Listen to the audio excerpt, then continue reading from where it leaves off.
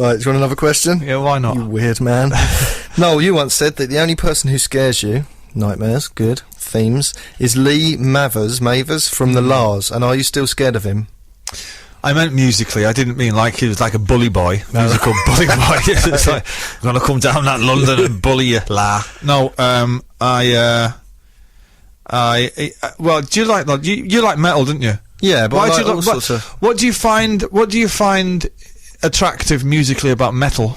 I like the energy of it, but it's not heavy. It's not what you disco. think, I'm disco sure. has energy. You like the aggression on it. Do you kind of get out some aggressive? I think so, yeah. Because I've been to metal bars with you, and they're like, well, the one we go to, the Crowbar, is brilliant, but they're kind of full of a certain kind of person. I do believe people who like metal. But I do believe there was a fist fight there one night. I was there caused by people who weren't in any way into metal. Your pals that you bought. It wasn't caused by me. It was caused by someone who was with me. But what is it? Because it's quite tuneless. No, it's not. It's brilliant. What if you know, could, like Black Sabbath? I'll tell you what, before the end of the show, then could you like pick a song that they would have at Radio 2 where you could say, right, this is metal, this is okay, what? Yeah, I will. Not the Foo Fighters, because they're not metal. No, I don't even like the Foo Fighters. What's wrong with the Foo Fighters? I don't. They're all right. I prefer Nirvana. They're not metal. Well, I know, but neither are Foo Fighters. You brought it up. Sorry. Okay. Right. Well. Okay. Right. I will choose a song before the end of the show to play and convert people. But it won't be like en masse. Yes. People just be there going, oh, banging at the windows. I was into reggae, now I'm into metal. What's happening?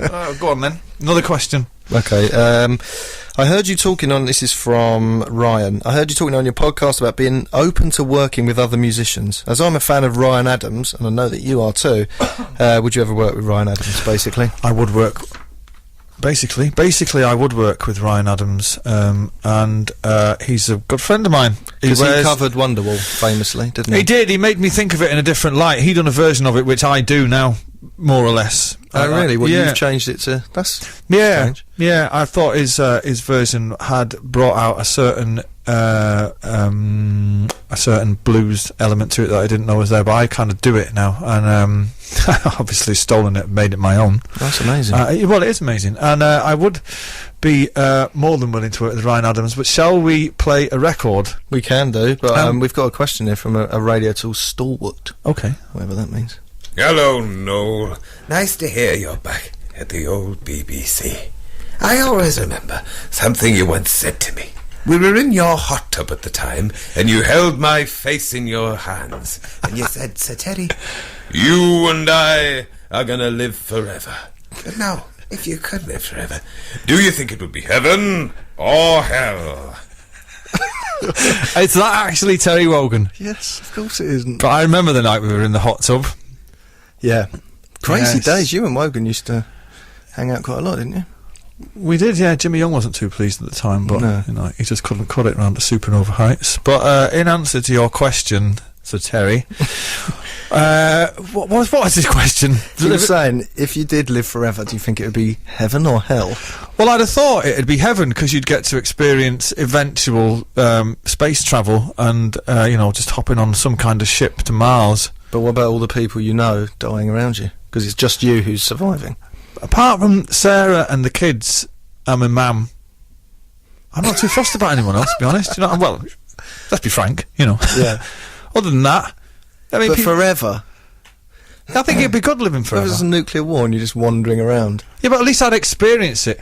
Do you know what I mean? Right, okay. Well, imagine if you've lived forever up to this point. So you were born in, I don't know, the Big Bang. Yeah, all right, and you've seen all the dinosaurs and all that, and you've got to this point now, iPads and stuff like that. Imagine the life experience you would have had. Imagine a book you could write. That'd be immense. Isn't it? Do you know what I mean? Yeah, but you'd probably go senile with all the information. No, you would, because you have nondescript, boring dreams. I wouldn't. I'd still remain larger than life. Yeah. Yeah. Imagine you were eternal. It would be amazing. I was in Eternal. Right, what are we doing now? Playing a tune? We're going to listen to Bowie. This is Black Country Rock by David Bowie. Did you say Bowie or Bowie? Bowie, I say. Yeah. Oh, I don't know what. I think I say Bowie, I think. Bowie's not right. Did I just say Bowie? Is that the American way of saying it? Oh, I don't know. But the thing that's always interested me... I have met David Bowie. Yes, I met him before a gig once he done at Wembley Arena. I was taken backstage to see him. Oh yeah, yeah. He was putting on makeup. He was doing that, that kind of actory thing. Nice guy though. Got to say. Was he just looking in the mirror? Just he didn't turn around to you. No, he did. I can't remember what he said. He was just, what are you doing here, kind of thing. And I was like, what are you doing here? But like these bands are reforming. There's a lot of it the last few years. Yeah, I'd love to see that. I think David Bowie should. Does he not do anything? No, he was ill, wasn't he? Oh, really? Didn't he have some kind of illness scare? But if you're listening, David, which obviously you are, somewhere, we need you to tour again. But the one thing that's always interested me about Bowie is all people who are into all different genres of music all like him. Yeah. Like punks like him. People like me, I've got a nondescript taste in music. Metal, so you're into metal and rock music, aren't you? Yeah. You like him. Everyone likes Bowie. Everyone likes Bowie. He transcends all genres. A true artist. Yeah. He even did some sort of drum and bass songs, didn't he, in the 90s? Little Wonder. Do you remember that? Was it called Hello Earthling or something? Was it his album? Yeah. Like a Union Jack overcoat on the cover. I don't know. Let's let him off for that. I do like him though. He's brilliant, isn't he? Yeah. So we are obviously still here, and we've only got another 40 minutes left. I'm liking this. We're going through it all right, aren't we? Do you want some more questions? Yes, please. Noel, would you ever consider playing great B-sides, Idler's Dream, and Shout It Out Loud live from Sill? Eventually, I suppose I'll have to do. I'll have to pad out the time somehow. I've not got enough new material, so I've got to do Oasis songs on this forthcoming tour. Any covers? I haven't really got the best voice for covers, I've got to say. We used to do I Am the Walrus and My Generation, but because Liam had that rock voice, he could pretty much pull anything off. I've got a wimpy little, I don't know, I could pull off maybe some, what's his name? Oh, I don't know. Someone that's not very good. Matt Cardle, who said that? Yes, my doppelganger. Yeah, he's your doppelganger, wasn't he? Right, Noel, what kind of underwear do you prefer? Boxers or briefs or thongs? Be honest. I've got a full set of genitals, and they must be housed correctly. Of boxer shorts. Of boxer shorts. What do you prefer? Not boxer shorts. Why not? The sort of, like the briefs. No, not briefs. They're like little. Oh God, I'm in a panic. They're those clingy little. They look like recycling shorts, yes, but those. they're kind of white cotton. Yeah. All right. What are they called? They're called briefs, aren't they? Jockey shorts. No, I don't know what they're called. Shorts. If you could text in, tell Matt what they're called. He's a bit confused. Tell me what my by pants that. are called. Yeah. Go home happy. Yeah. We've got a question here from another person who's you might recognise. Hello, Rockstar. It's Dale Winton here. How the devil are you? Very well. You never call anymore. I miss our girly nights out. Let's have a hang sesh real soon, sweetheart. I need to catch up on all your gossip. Anyway, I hope you've been supporting our mutual friend Williams as he swims up the Thames eating sewage for charity. Which leads me to my question. You've been all over the planet, but what's the strangest thing you've ever eaten? Yeah. Oh, was that really Dale Winton? Yeah, I can only assume so. That wouldn't mislead people at the BBC, would they? I don't think so. What's the strangest thing I've ever eaten? Like Japan and places like that. You must have. Yeah, but I don't mind Japanese food. The stuff that looks like inside out bike tyres. That's a bit weird. Have you seen them with tentacles on the outside? People call them octopuses. Octopi? Yeah, octopi. Inside bike tyres. You know what I'm saying. The weirdest thing I've eaten. I don't eat weird things. If it looks weird, I just want to eat it. Have you ever eaten horse meat? You probably have. I'm not a savage. Why would you eat a horse? The fine, magnificent animal that the horse is. They do in France. You must have eaten frog's legs. No. Really? What, have you eaten frog's legs? Yeah. Why? Because if you go to France, you might as well try it. In this place in France, you went eating frog's legs. Was there a man with a stripy t-shirt and a beret selling onions off the back of a bike? Around his neck, yes. But yeah, he was there. Yeah. God, they don't. I mean, I don't. Yeah, you've I've got never to try had things no, like that. no. And it comes as a little pair of legs. It's not dressed up as something else. Oh yeah. I don't think my 4-year-old Donovan would be like that. Frog's legs. Donovan's very civilised for a 4-year-old. He's amazing. He's a great lad. I'm going to tell you the story about my 4-year-old when we was on our. This is going to go on for a while anyway, so don't worry about this. There was I was on holiday maybe 2 months ago, and I get the chores to read him his bedtime story, and I went in after his bath and said to him, "What story do you want?" You say that it was a chore? Oh, we should have focused on that. I knew I'd said it. Sarah and I'll be going. The chore? Another chore, is it? And he, as Williams, look on the telly, and he said to me, "Oh, make one up." I was like, "What?" And he said, "Just make a story up." And he's obsessed with these cars. I'm going to have to do a bit of advertising here so people know. These cars called Hot Wheels, other little die-cast vehicles are available. And we get them from Harrods, and so I made up this story about the mythical Valley of Hot Wheels, and me and him were going on this intrepid adventure, which took us via Cairo, where we met a mysterious woman traveller who turned out to be Mum, and we crossed the desert on a donkey called Derek and a camel called Colin, and he was going, "What was Mummy in?" And I was like, "She was in an Audi A4. He went, So we get to this story went on for ages and ages and ages, and I was getting right into it.